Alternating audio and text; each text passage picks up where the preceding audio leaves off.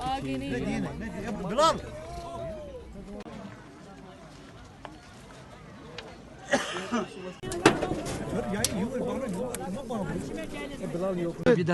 Ya şu bu en son. Abi. Badurma ya badurma. Çakar bu personally pani. बिल्कुल बिल्कुल बस मेहरबानी बस मेहरबानी Aş pyaro yman yim yor yim din बिल्कुल बिल्कुल मेहरबानी aş wucho. सर अमिश तो वाइड ट्रांसपोर्ट कर Ay şu Allah Taala sın lazım है ma पांबर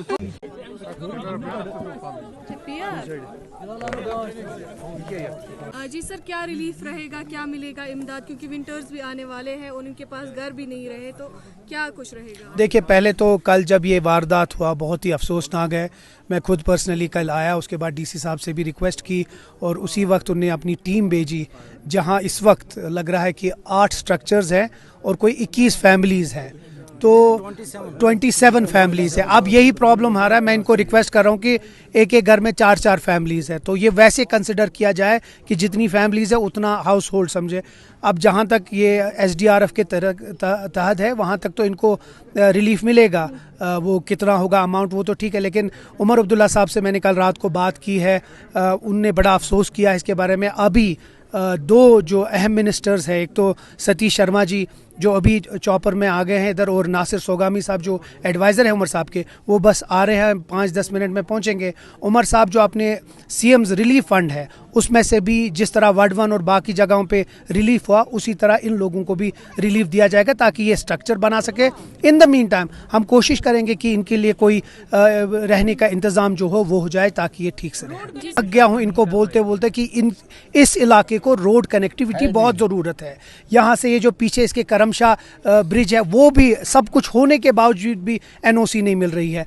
बार बार मैं आज भी रिक्वेस्ट करूँगा एडमिनिस्ट्रेशन और ख़ासकर लाउडा के डिपार्टमेंट को कि यहाँ भी ये बेचारे लोग रहते हैं, बसकिंदर हैं यहाँ के, ये भी इस शहर के हिस्सा हैं, इनको भी रास्ता मिलना चाहिए। और मैं इसके लिए पुरजोर कोशिश करूँगा कि जो यहाँ के रास्ते हैं वो थोड़ा खुल जाए और इनकी एक्सेसिबिलिटी जल्दी हो जाए, ताकि अगर खुदा न खास्ता ऐसे कुछ वारदात होते हैं तो जो फायर सर्विसेज है या जो बाकी चीज़ें वो अहम तरीके से जल्दी पहुँचे। मैं रिक्वेस्ट करूँगा इस गवर्नमेंट को और भी जो मिनिस्टर साहब और एडवाइज़र साहब हैं उनसे यही रिक्वेस्ट करूँगा कि जितने भी यहाँ इदारे हैं उनको फायर ऑडिट होना चाहिए, फायर रेस्क्यू ऑडिट हर किसी चीज़ को, क्योंकि आपने देखा होगा ये वारदात बढ़ती जा रही हैं। कुछ ही दिनों पहले हवल में भी था, उससे पहले वो बोहरी कदल का भी आपको याद होगा। फायर ऑडिट बहुत ज़रूरी है बड़े बड़े इंस्टीट्यूशंस का, हमारे हॉस्पिटल्स का, और ख़ासकर हमें इसके ऊपर थोड़ा ध्यान रहना पड़ेगा। लेकिन उसके साथ साथ लोगों को भी थोड़ा ध्यान रखना पड़ेगा। जो इस वक्त जो विंटर का महीना है उसमें जो कांगड़ी है बाकी ये चीज़ें इनको भी बड़े तरीके से इस्तेमाल करेगा, लेकिन जो हमारा जो फ़र्ज़ है वो हम ज़रूर पूरा करेंगे। देखिए, कल इवनिंग में इंसिडेंट हुआ, बड़ा अनफॉर्चुनेट इंसिडेंट हुआ, इसमें जैसे आपने देखा है रिहायशी मकानात जो आग के जद में आए हैं। कल से हमारी टीम्स यहाँ पर है, जितना भी हमारी तरफ से कोऑर्डिनेशन एफर्ट्स जो ज़रूरत है विद रिस्पेक्ट टू अभी जो इमीडिएटली हम चाहते हैं जहाँ पर इनको रहने वहने का इंतज़ाम रहे, खाने पीने का इंतज़ाम रहे, और जो इमीडिएट रिलीफ रेड क्रॉस से हमने कल प्रोवाइड किया था। सब्सिक्वेंटली आज SDRF से भी इनको रिलीफ दिया जाएगा, और स्ट्रक्चर्स कितने डैमेज हुए हैं उसका असेसमेंट तो हमारी टीम कर ही रही है।